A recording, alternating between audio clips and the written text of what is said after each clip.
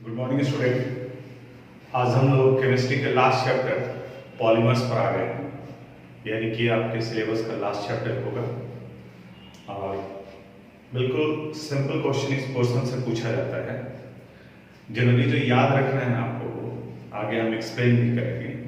एक टेबल दे रहे हैं, ये नोट्स आपको पीडीएफ में मिल जाएगा, उसी का प्रिंट आउट निकालें। मोनोमर्स और पॉलीमर्स का एक लिस्ट बना दिए, उसको आप याद रखिएगा। जनरली क्वेश्चन इसी पार्ट से रिलेटेड होता है कि टेफ्लॉन का मोनोमर क्या है, पॉलीथीन के मोनोमर क्या है, ब्यूटा 1,3 डाइन और स्टाइरिन से किस पॉलीमर का फॉर्मेशन होता है। तो वो सारा कुछ इस तरह से इस टेबल में आपको मिलेगा, जिसको याद करना है और आसान है। इसका स्ट्रक्चर लिखने के लिए कहेगा, उसके बारे में थोड़ा डिस्कस करेंगे। अब स्टार्टिंग से आप नोट्स को देखोगे, कॉपी करोगे तो वहां पर आएगा। पहले वाले पार्ट में पॉलीमर का डिफिनेशन लिखवाए हैं। पॉलीमर दो वर्ड के कॉम्बिनेशन से मिलकर के बना है, एक पॉली और दूसरा का मतलब होता है मर। सिंगल यूनिट को मोनोमर कहा जाता है। मोनो का मतलब सिंगल होता है और मर का मतलब यूनिट। तो छोटे छोटे लार्ज नंबर ऑफ मोनोमर जब कंबाइन करते हैं, then it result the formation of polymer. तो वो पॉलीमर का फॉर्मेशन करता है and the phenomenon is called polymerization। Polymerization जैसे कि एग्जांपल लेते हैं हम लोग, ethene CH2 double bond CH2, ये इथीन हो गया। जब लार्ज नंबर ऑफ इथीन एक दूसरे के साथ लिंक होते चले जाते हैं, कंबाइन करते हैं, then it result the formation of polythene. CH2 carbon tetravalent है, 4 ही बॉन्ड बनना चाहिए।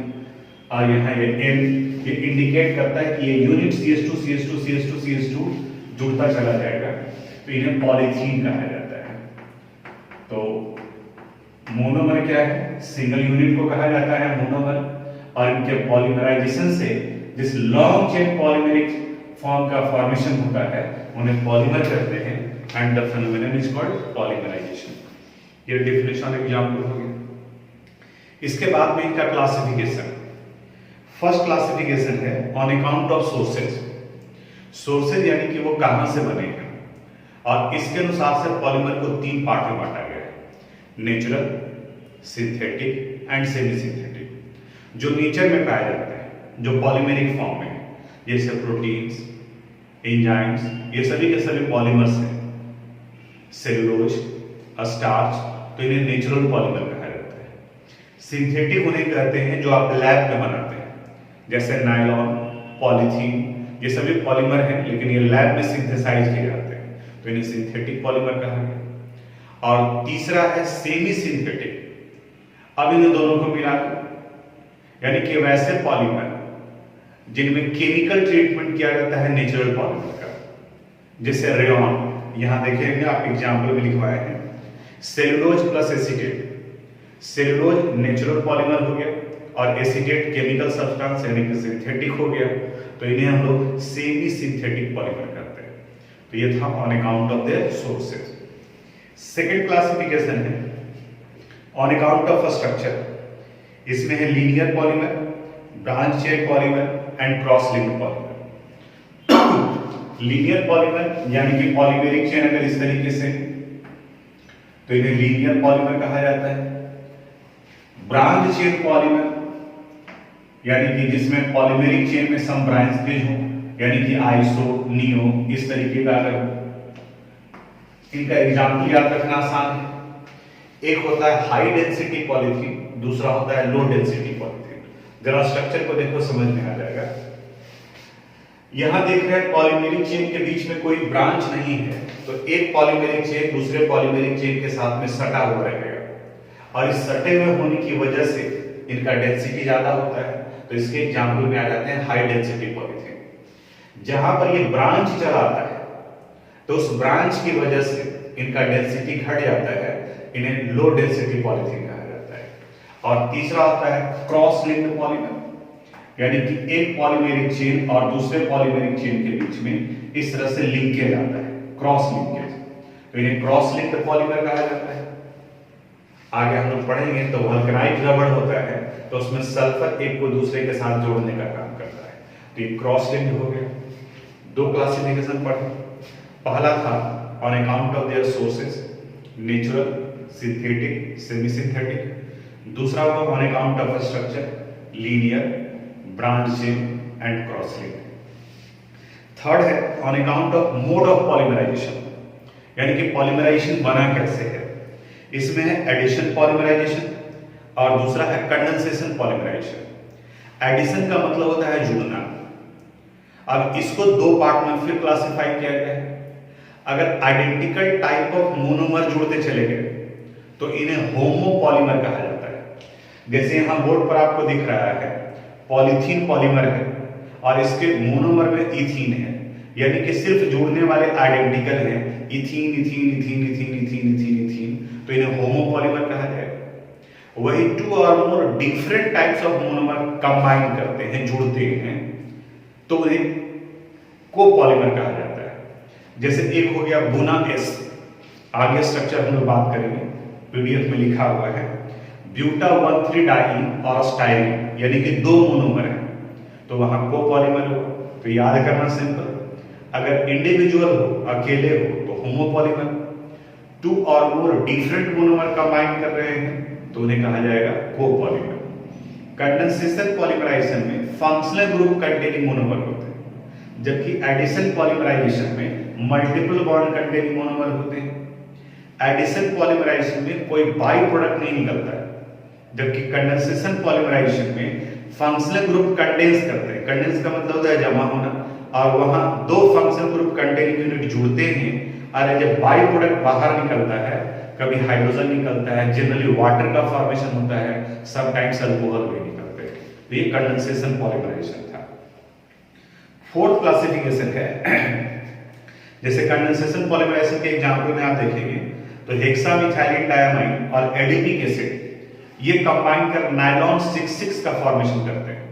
एक बहुत ही इंपॉर्टेंट क्वेश्चन पूछा जाता है, नायलॉन 6,6 में ये 6 किसको रिप्रेजेंट करता है? तो इनके दोनों मोनोमर को देखो, एक है हेक्सामिथाइलिन डायमाइन और दूसरा एडिपिक एसिड। दोनों मोनोमर को गौर से देखो, हेक्सामिथाइलिन डायमाइन में भी 6 कार्बन एटम है और एडिपिक एसिड में भी एक COOH, दूसरी तरफ COOH, 2 कार्बन यहां हो गया और CH2 4 कार्बन यहां हो गया, तो 6 कार्बन एडिपिक एसिड में भी है। तो both monomer have 6 carbon atom, इसलिए इसका नाम पड़ा है नायलॉन 6,6। ये बोर्ड का रिपीटेड क्वेश्चन है, यानी कई बार भी पूछा हुआ है। तो अब यहां से आप गेस कर सकते हैं कि कहीं लिखा हुआ है नायलॉन 2 नायलॉन 6, इसका क्या मतलब निकलेगा? It indicates that one monomeric unit has 2 carbon atom and other has 6 carbon atom, then it is called nylon 2 nylon 6। अगर सिर्फ nylon 6 है तो इसका मतलब यह होगा कि इसके पास में सिर्फ एक ही मोनोमर के पास 6 कार्बन एटम है। डी है यानी कि fourth classification on account of molecular forces, यानी कि दोनों के बीच में, पॉलीमेरिक चेन के बीच में जो फोर्स ऑफ अट्रैक्शन लग रहा है वो किस तरह से है। इसके अनुसार से elastomer, fibre, thermoplastic and thermosetting polymer. पहले थर्मोप्लास्टिक और थर्मोसेटिंग को समझ लो। कहा जाता है कि अगर पॉलीमर को आप हीट करते हैं और हीट करने के बाद में अगर वो सॉफ्ट होता है तब उन्हें हम लोग थर्मोप्लास्टिक कहते हैं, और जो हीट करने के बाद सॉफ्ट नहीं होता है, अपने लाइफ में सिर्फ एक ही बार स्टार्टिंग में सॉफ्ट हुआ होगा, उन्हें हम लोग थर्मोसेटिंग कहते हैं। जैसे अगर आप अपने पेन को फ्लेम के पास में ले जाओगे तो वो सॉफ्ट हो जाएगा, बेंड करने लगेगा, तो वो थर्मोप्लास्टिक का एग्जाम्पल है। वहीं आप आयरन का, कुकर का हैंडल देखोगे तो बेकेलाइट मटेरियल का बना होता है, वो मेल्ट नहीं करता है, गर्म होने पर वो मेल्ट नहीं करेगा, तो वो थर्मोसेटिक पॉलीमर हुआ। इलास्टोमर और fibre, elastomer these are the polymer in which polymeric chain are linked with weak intermolecular forces, जबकि फाइबर के केस में strong intermolecular forces like hydrogen bond का फॉर्मेशन होता है। यानी कि वीक बना तो इलास्टोमर और स्ट्रॉन्ग बना तो फाइबर, और इनके इंटरमीडिएट अगर हो गए तो उन्हें हम लोग थर्मोप्लास्टिक पॉलीमर कहते हैं। तो एग्जांपल याद रखिएगा, डेफिनेशन याद रखिएगा। अब इसके बाद है mechanism of addition polymerization reaction. इस मैकेनिज्म को आपको समझना होगा, इसको लिखना होगा, इसे हम यहां एक्सप्लेन करते हैं मैकेनिज्म ऑफ एडिशन पॉलीमराइजेशन के बारे में।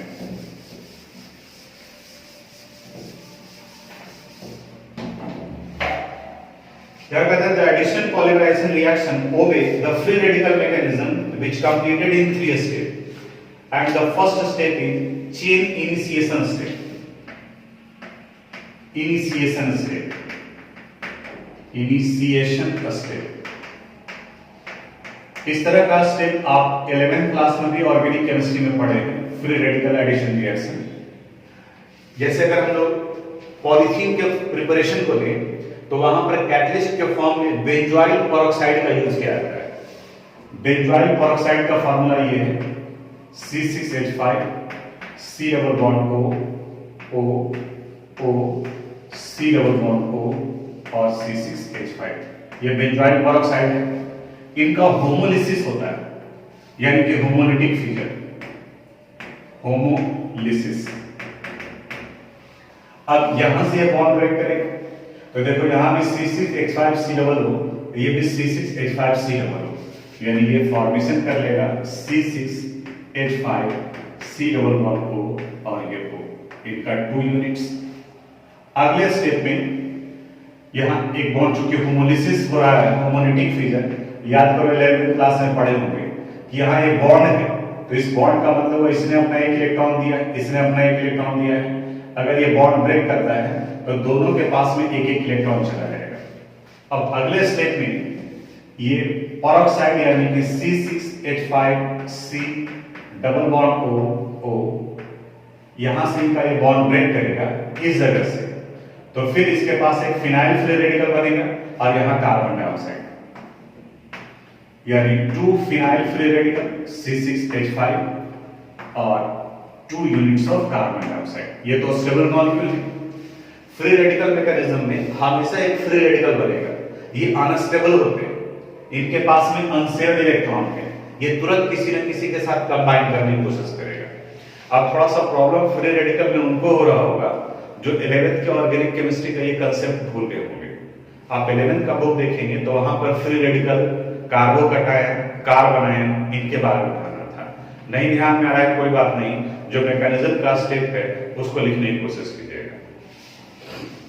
अब ये phenyl free radical initiation step में इथीन मॉलिक्यूल के साथ कंबाइन करता है, यानी CH2 यहां पर लिख देते हैं फिनाइल फ्री रेडिकल C6H5। अब इनके साथ जैसे ही कंबाइन करेगा तो ये बॉन्ड टूटेगा। देखो समझा रहे हैं आपको कैसे ये बनेगा। यहां C6H5 फिनाइल फ्री रेडिकल है और दूसरा यहां CH2 डबल बॉन्ड CH2 है। इनका ये बॉन्ड ब्रेक किया।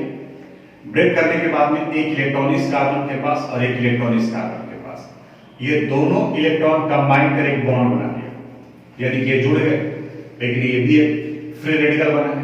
ये इनिशिएशन स्टेप का। अब इसके बाद में सेकंड स्टेप होता है प्रोपैगेशन स्टेप।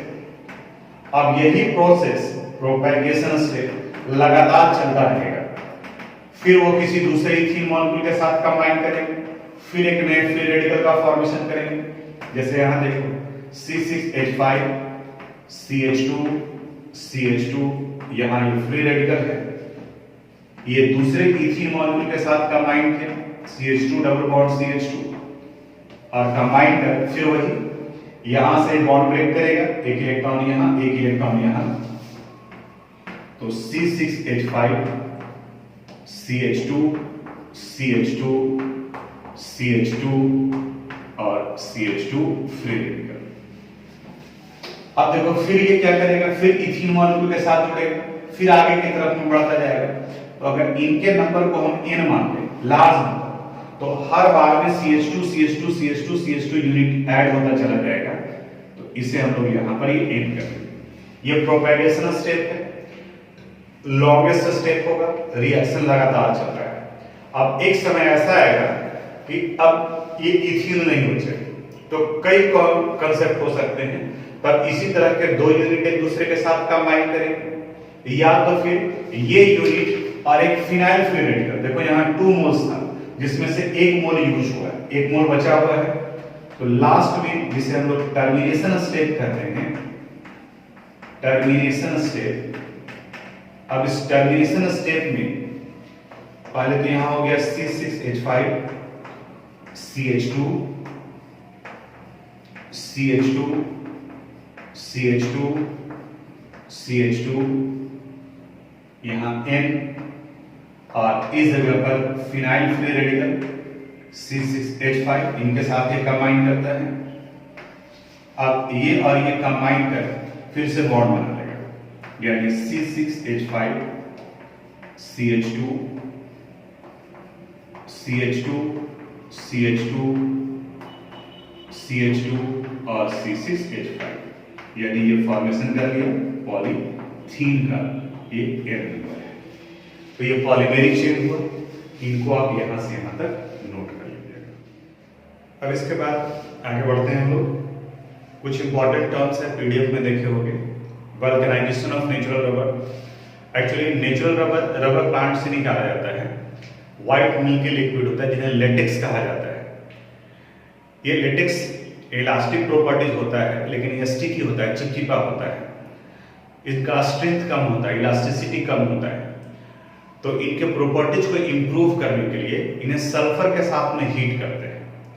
जब सल्फर के साथ हीट करते हैं तो एक पॉलीमेरिक चेन और दूसरे पॉलीमेरिक चेन के बीच में ये सल्फर क्रॉस लिंक्ड पॉलीमर का फॉर्मेशन कर लेता है।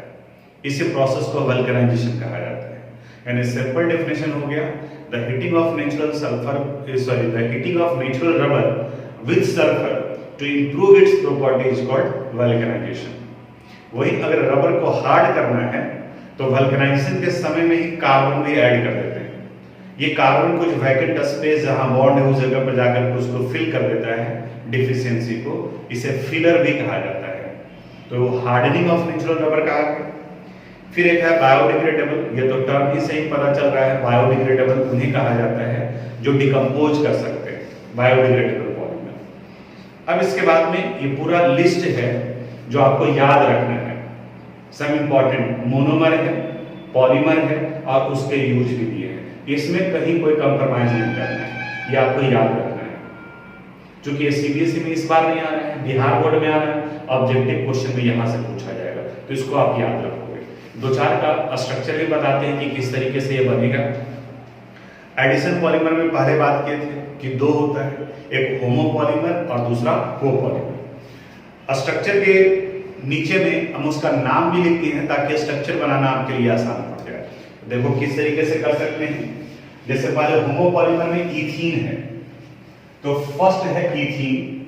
तो इथीन का स्ट्रक्चर ये होता है CH2 डबल बॉन्ड और CH2। इनका पॉलीमराइजेशन कराना है तो यहाँ N नंबर लिख दो।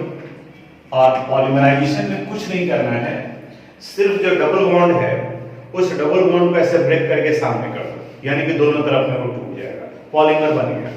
यानी कि इनका पॉलीमराइजेशन करेंगे तो जैसे ये CH2 है, फिर से देखो यहाँ गौर से CH2 डबल बॉन्ड CH2 है, तो इनके इस बॉन्ड को तोड़ो, इधर भी ये बॉन्ड फ्री हो गया और इधर भी ये बॉन्ड फ्री हो गया।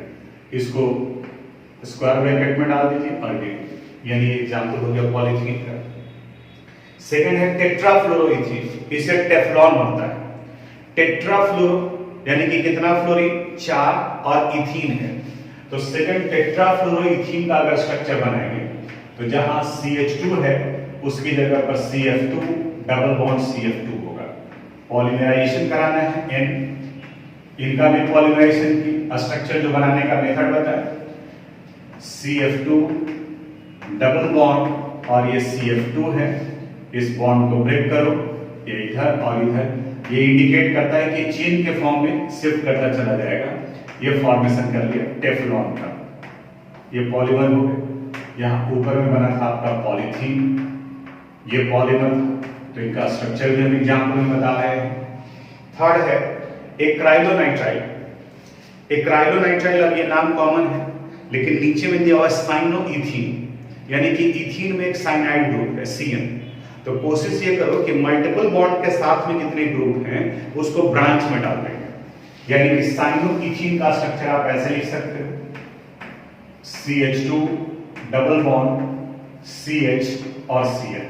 कार्बन का 4 ही बॉन्ड बनता है, तो इसलिए इस कार्बन का देखो 1 2 3 और एक हाइड्रोजन के साथ में, इनका N नंबर है।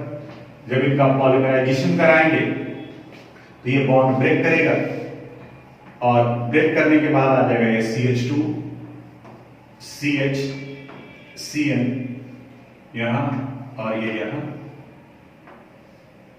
ये N, ये एक्राइलोनाइट्राइल से फॉर्मेशन हुआ पॉली एक्राइलोनाइट्राइल का। ये था एक्राइलोनाइट्राइल, लो नाइट्राइल, और उसी तरह से इनका फॉर्मेशन हो गया पॉली एक्राइलोनाइट्राइल का, लो नाइट्राइल। फिर है अस्टाइरिन। अस्टाइरिन को कहा जाता है फिनाइल ईथीन। अब स्ट्रक्चर देखो यहां से गेस करो, ये था साइनोइथीन और वो है फिनाइल ईथीन, यानी CN की जगह पर फिनाइल ग्रुप ऐड कर देना है। तो फोर्थ अगर स्ट्रक्चर बनाएंगे तो इनका N number CH2 double bond CH, phenyl benzene अगर सब्स्टिट्यूएंट के रूप में होते हैं तो काम करता है।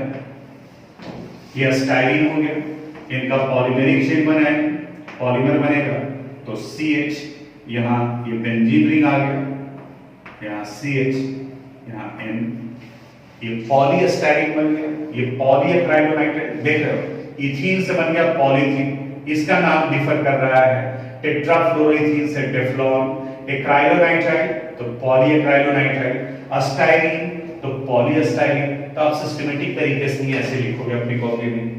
फिर है अस्टाइरिन हो गया, फिर एक प्रोपीन है जो सबसे लास्ट में है, उसको डिस्कस करते हैं। क्लोरोइथीन को डिस्कस करते हैं।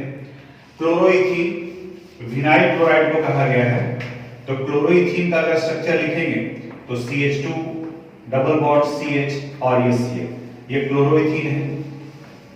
विनाइल क्लोराइड कहा जाता है, तो विनाइल क्लोराइड से बन जाएगा पॉलीविनाइल क्लोराइड, यानी CH2 CH Cl, और यहाँ पर ये PVC कहा जाता है, और इस PVC पाइप का इस्तेमाल किया जाता है हम लोग के घर में। ड्रेनेज सिस्टम में जो पाइप लगा होता है वो PVC पाइप हुआ। तो ये 5, इतना सब को आप नोट करोगे अपनी कॉपी में सिस्टमेटिक तरीके से, जैसे मेथड बताए हैं उस तरह से स्ट्रक्चर लिखने का कोशिश करोगे। हालांकि एग्जामिनेशन में स्ट्रक्चर डिफिनेशन के लिए ही जरूरी है, अदरवाइज जनरली जो आपको मोनोमर और पॉलीमर याद रखना है। जैसे अगर पूछ दिया कि विनाइल क्लोराइड उस कंडीशन में क्या है, उनके पॉलीमर्स कौन बनेंगे, PVC का मोनोमर क्या है, वो याद रखना है। फिर 8th नंबर पर है प्रोटीन, हम लोग का ये 6th हो जाएगा। प्रोटीन को देखो इस तरीके से लिखेंगे, CH2 डबल बॉन्ड CH, बताया था कि बाकी का जो पार्ट है वो ब्रांच में डाल देना। देखिए ये भी प्रोटीन ही है। इनका लास्ट नंबर जब इस तरीके से लिखे तो आपको समझ में आ रहा है कि किस तरीके से पॉलीमराइजेशन होगा। CH2 CH, यहाँ CH3 और यहाँ आ जाएगा ये N, यानी कि पॉलीप्रोपीन का फॉर्मेशन हुआ। इसके बाद है क्लोरोप्रीन और क्लोरोइथीन, तो हो गया आइसोप्रीन एंड क्लोरोप्रीन। इसको देखोगे 6 के बाद में 7th में है isoprene, two methyl buta 1,3 di, two methyl buta 1,3 di. तो स्ट्रक्चर हो जाएगा इनका 2-मिथाइल ब्यूटा 1,3 डाई। देख लो तो थोड़ा सा यहां से नंबरिंग अगर करते हैं तो 1 2 3 4, 2 पर मिथाइल है, 1 पर और 3 पर डाई है। इनका ये N नंबर, इसे कहा जाता है आइसोप्रीन।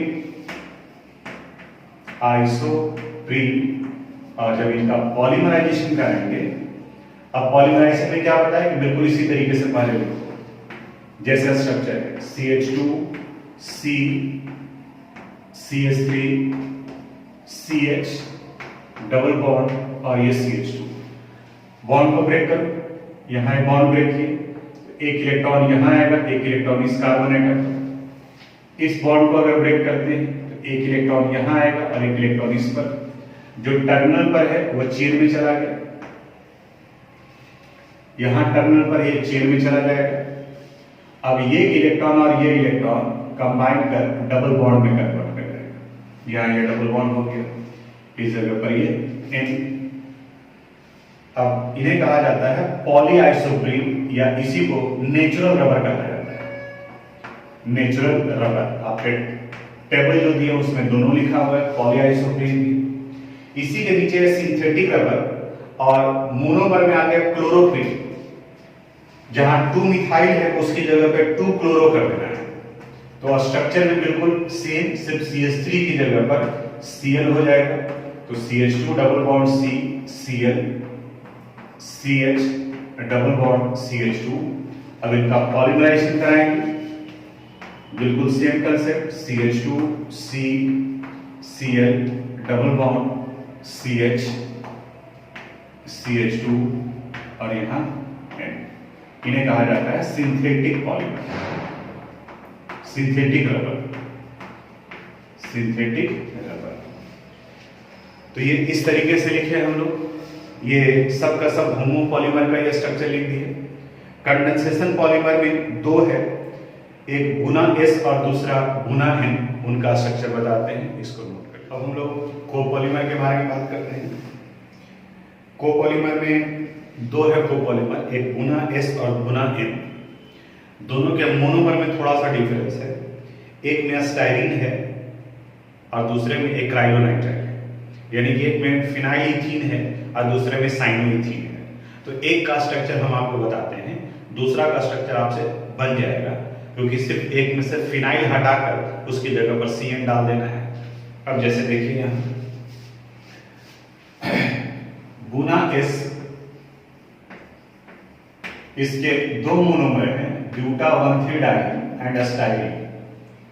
ब्यूटा 1,3 डाइन का structure CH2 double bond CH, CH double bond CH2, ये हो गया इनका N नंबर, ब्यूटा 1,3 डाइन।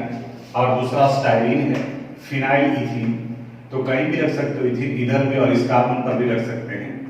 आप बुक में देखो, जिधर लिखा हुआ उधर ही लिख दो, डबल बॉन्ड CH2, ये फिनाइल इथीन है, इनका भी नंबर N होगा।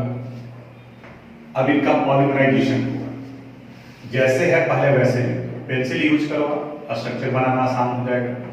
CH2 double bond CH, single CH double bond CH2, और यहाँ है स्टाइरिन यानी CH, यहाँ फिनाइल ग्रुप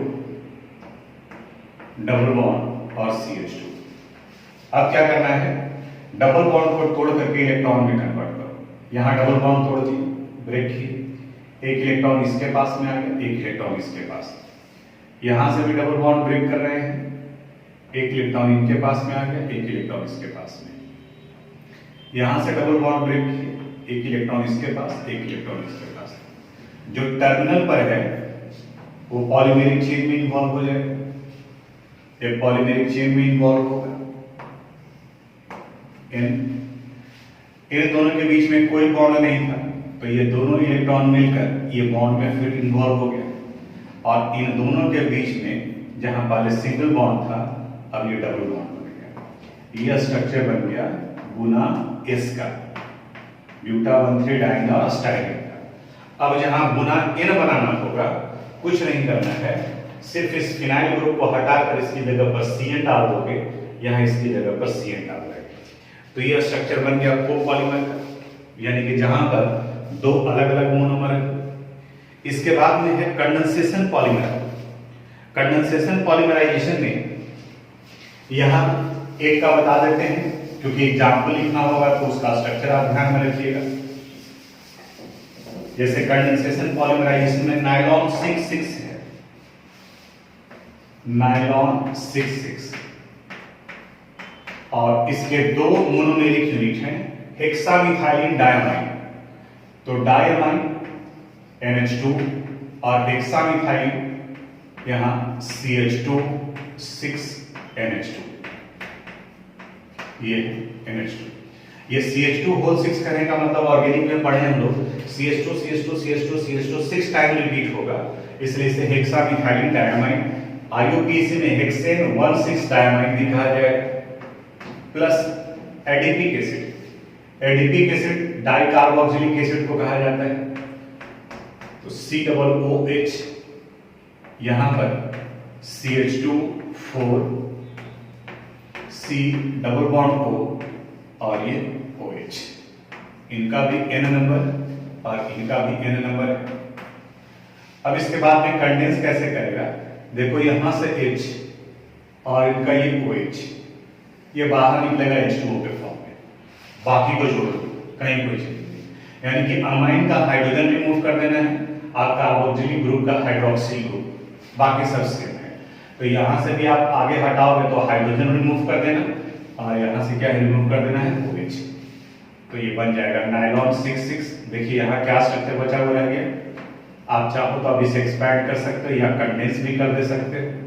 NH CH2 6, यहाँ NH CO, ये बचा CO,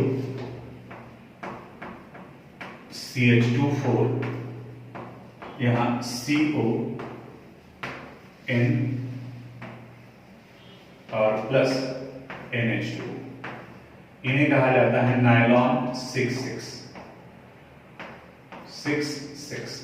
नायलॉन 66। तो ये पॉलीमराइजेशन से रिलेटेड थे, बाकी का स्ट्रक्चर देखोगे तो जो कंसेप्ट है वो बता दिए हैं। डेफिनेशन के साथ में एक एग्जांपल याद रखना है, ये टेबल आपको मिस नहीं करना है, ये टेबल आपको ध्यान में रखना है। तो ये इतना ऑर्गेनिक केमिस्ट्री से रिलेटेड था, पॉलीमर से रिलेटेड था।